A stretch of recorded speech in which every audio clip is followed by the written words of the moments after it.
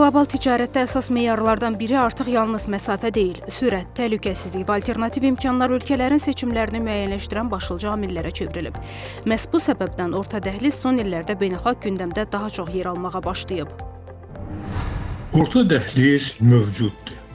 Sadəcə olaraq o vaxta kimi ki, dəniz daşınmaları, sonra Rusiyadan keçən marşrutlar fəaliyyətdə idi, orta dəhliz daha çox yardımcı xarakter daşıyır. Yəni, Mərkəzi Asiyadan, Xəzərdən keçərək Ələtə, oradan isə ya avtomobil daşınmaları, ya dəmir yol daşınmaları, Azərbaycandan, Gürcüstandan keçərək Gürcüstanın limanına, ya da Bakı, Tiflis, Kars vasitəsilə Türkiyə. Halbuki o daşınmaların miqdarı cüzi idi. Əslində, İlk COVID-19 pandemiyasının yarandığı dövrdə Avropa şimal və cənub nəqliyyat marşrutlarından fərqli bir alternativ marşrut axtarışında idi və ardınca Rusiya-Ukrayna müharibəsinin başlanması, eyni zamanda yaxın şərqdə baş verən proseslər hər birimiz üçün aydındır. Artıq həm şimal istiqamətində Rusiya üzərində davam edən marşrut xəttini, təhlükəsizliyi məsələləri, eyni zamanda Rusiyaya bugün beynəlxalq arenada tətbiq olunan sanksiyalar şimal istiqamətində, marşrut xəttlərində müəyyən problemlərin gətirib çıxarmışdır.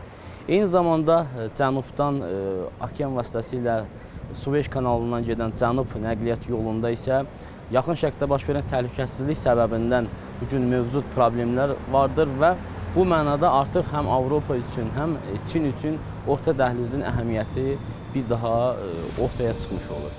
Orta dəhlizə marağın artmasının əsas səbəblərindən biri Avropanın yeni iqtisadi və logistika strategiyasıdır. Avropa İttifaqı üçün əsas məsələ təchizat zəncirlərinin dayanıqlığını artırmaqdır. Çünki qlobal böhranlar göstərdi ki, hər hansı bir istiqamətdən həddindən artıq asılılıq iqtisadi risk yarada bilər. Son illərdə Azərbaycanın enerji resurslarının Avropa bazarlarına çıxarılması, Xəzər regionunun strateji əhəmiyyətinin artması və nəqliyyat marşrutlarının inkişafı bir-birini tamamlayan proseslər kimi qiymətləndirilir. Orta dəhlizin mühüm bir mərhələsi, Avropa üçün ən önəmli missiyalarından biri bir mənalı olaraq enerji təhlükəsizliyinin şaxələndirilməsi məsələsidir.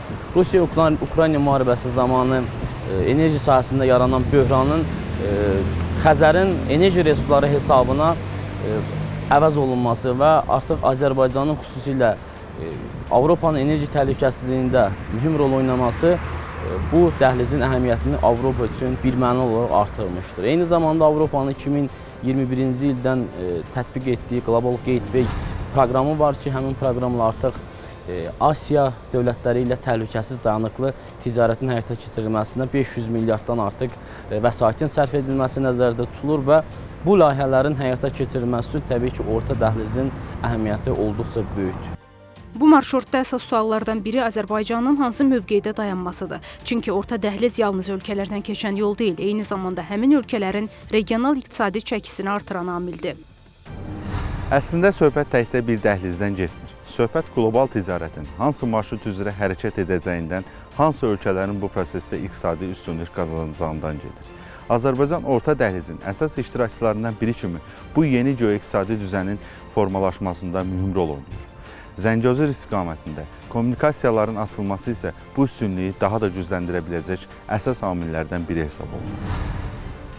Azərbaycansız isə orta dəhliz ümumiyyətlə mümkün deyil və bu baxımdan Azərbaycan bu dəhlizin əvəz olunmayan bir halqasıdır. Buna görə təbii Azərbaycanın həm iqtisadi maraqları burada vacibdir, ancaq eyni zamanda bu orta dəhliz Azərbaycanın orada iştirakı, Azərbaycanın geopolitik mövqelərini də gücləndirir. Azərbaycanın üstünlüyü yalnız tranzit imkanları ilə məhdudlaşmır. Marşrut üzərində yerləşən ölkələr üçün əsas hədəflərdən biri logistika, istehsal və xidmət sahələrinin inkişafı hesab olunur. Orta dəhlizin önem kazanması Azerbaycan açısından hem jeopolitik hem jeoekonomik, jeosiyasal, iletişim, dijitalleşme, enerji güvenliği, ulaştırma ve lojistik merkez haline dönüştürüyor. Azerbaycan sadece ulaştırma nakliyat güzergahında olan bir vasıtacı ülke konumundan merkez ülke konumuna geçiyor. Dolayısıyla Orta Koridor Karabağ zaferinden sonra dünyada her türlü açıdan, her bakış perspektifinden önemi artan Azərbaycanı daha önemli hale getiriyor. Orta dəhlizin yeni bağlantılarla genişlənməsi Azərbaycanın Naxçıvan istiqamətini də ön plana çıxarır. Bu istiqamət həm nəqliyyat imkanları, həm də regionlar arası iqtisadi əlaqələrin inkişafı baxımından mühüm əhəmiyyət daşıyır. Nəzərə alınsa ki, Naxçıvandan keçən yol Aran yoludur. Yəni Araz boyu, Aran yəni dağlara qalxmayan bir yoldur. Onun keçirmə imkanları Bakı, Tiflis, Karsdan 3-4 dəfə daha böyükdür. Yəni Bakı, Tiflis, Kars təxminən maksimum 5 milyon ton daşınma nəzərdə tutulur. Halbuki Naxçıvandan keçən, yəni TRIP layihəsi, Naxçıvandan keçən yolun 15 milyon və bəlkə də sonra artırmaqla nəzərdə tutulur. Və bu baxımdan Naxçıvandan keçən yol əsas bir marşrut kimi, yəni nəzərdə tutulur. Naxçıvanın gələcək rolu yalnız yük daşımalarla bağlı deyil. Yeni bağlantılar regionda sənaye, logistika və investisiya imkanlarının genişlənməsi üçün də yeni perspektivlər yarada bilər.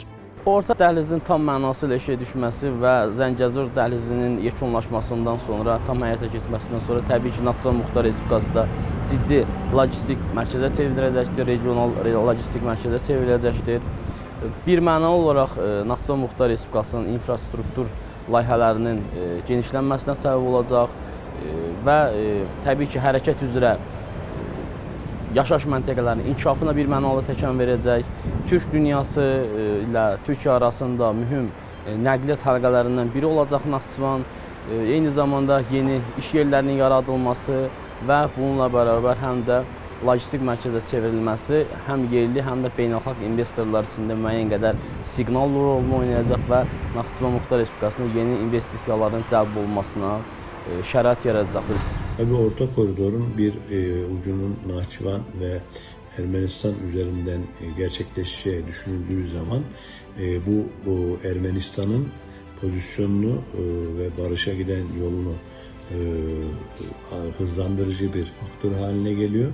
Naxçıvan'ın da önemini arttırıyor.